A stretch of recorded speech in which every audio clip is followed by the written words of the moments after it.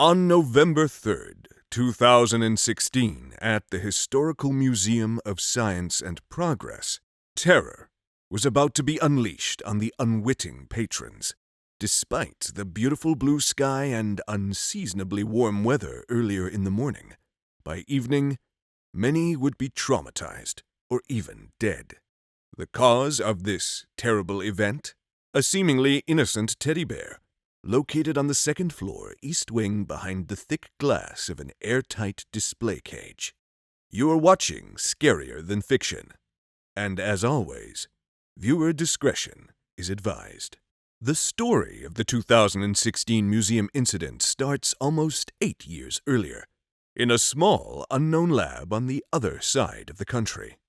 Here, neuroscientist Morgan Brownlee and computer science researcher Michael Barnes were popping open a bottle of champagne. They had just accomplished the vital first step of their goal, a single step they had been working on for years, to prove that their idea, the glial system, was in fact feasible with a working prototype. It is now 2011 and Glial Industries numbers over 100 employees. The company leadership meets in the boardroom to discuss one important topic. What will be their first consumer-ready product? They argue throughout the night. Some of them assert they are not yet product-ready. Others have grand but lofty ideas. And the third faction just wants to see the minimum viable product finally hit store shelves. Reportedly, shouting could be heard throughout the building till the next day. Eventually, a compromise between the factions was made, and the first product was decided. Glenn, the teddy bear.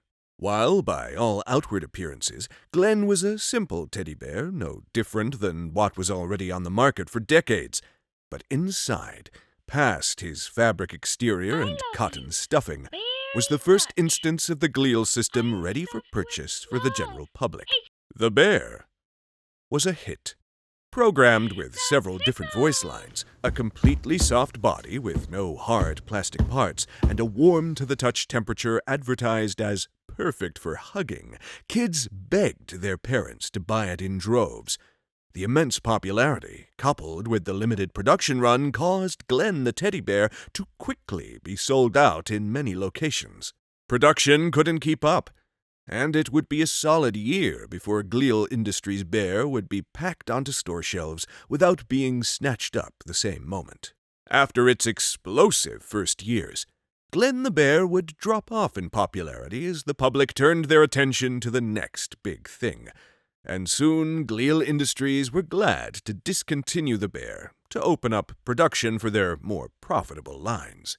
Still, for those who grew up calling Glenn the teddy bear their friend, he was a cherished part of their childhood for up to 3 years.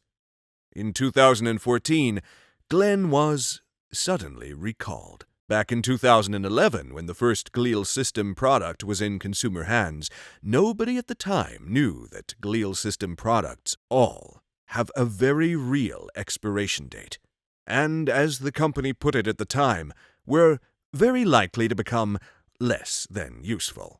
It is unknown if they were aware of this defect at the time of production and sale of Glenn. Details were sparse, but they made it clear now in no uncertain terms: the once cuddly bear is a health hazard, and your child will be safer without it. Glial Industries took all of these bears and presumably safely disposed of them, but a few were kept by collectors, and eventually one of these bears made it to the Historical Museum of Science and Progress. Now the people at HMSP knew what they had on their hands. At this point, GES was a well-understood phenomenon, but they were confident they could display it safely for a few reasons.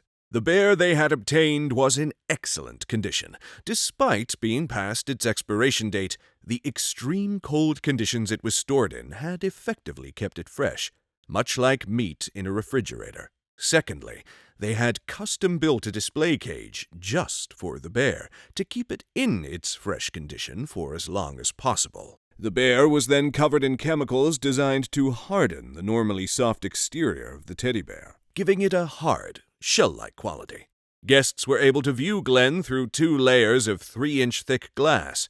The cage was refrigerated, and most unusually, the entire cage was extremely pressurized to counteract any outward forces coming from the bear. There Glenn remained, on display for any of the viewing public who wanted to see this slice of the humble beginnings of the new global company. Children marveled at how something so old could remain so well preserved, and their older siblings or parents would reminisce about the time they had one just like him. The display would undergo yearly maintenance, serviced by workers wearing what looked like diving suits, entering through a small pressurization chamber, as the museum was entirely unwilling to let the cage depressurize for even a minute. All that sets the stage for today, November 3rd, 2016. 1 hour before disaster. Due to the pleasant weather, many families are going out for the day and visiting the museum. Outside, 33-year-old security guard Dustin waves to a family as he finds a bench to eat his lunch. He has been a security guard at the museum for a little over a year at this point. And other than the occasional gift shoplifter, the only challenging part of his job is the blister on his foot caused by his old shoes.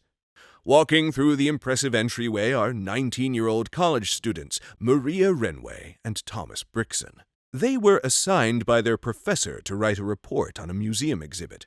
Figuring it would be more fun if they worked together, they went to HMSP because it was just down the street from Maria's apartment. The start of a blooming friendship, and perhaps something more. Inside the building works 26-year-old handyman Terry Hillcrest.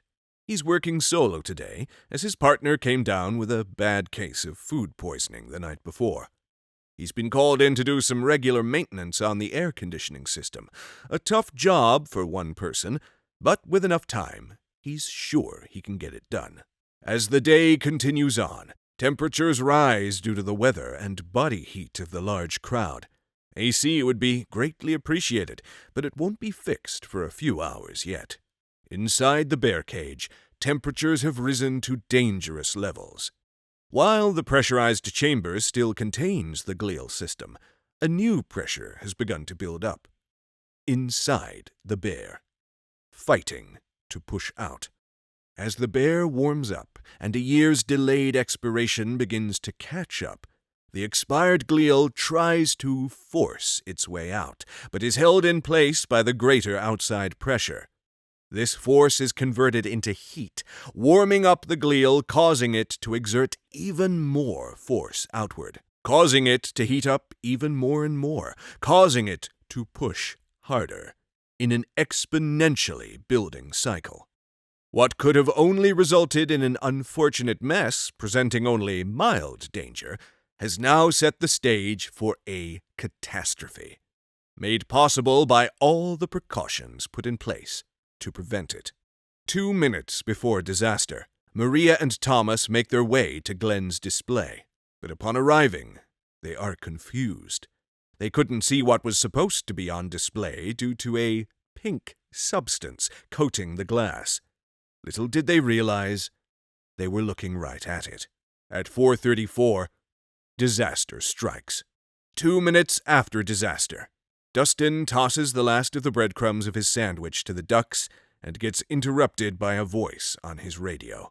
His boss is frantic and hard to make out, but clearly something is wrong inside the museum.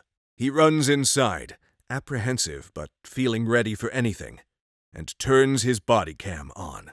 The recorded visuals are too damaged today to properly make anything out, but the audio still survives, which I will play for you now, without comment. Everyone, please keep calm. Exit in an orderly fashion behind me. Miss, did you see what happened?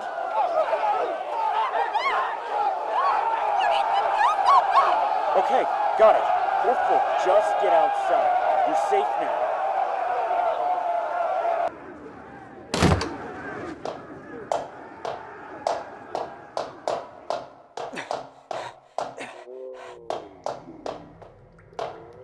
Okay, I'm here now. What the fuck?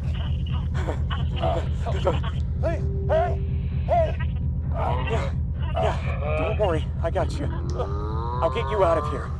I'm gonna pull, okay? I'm going to pull you out of there.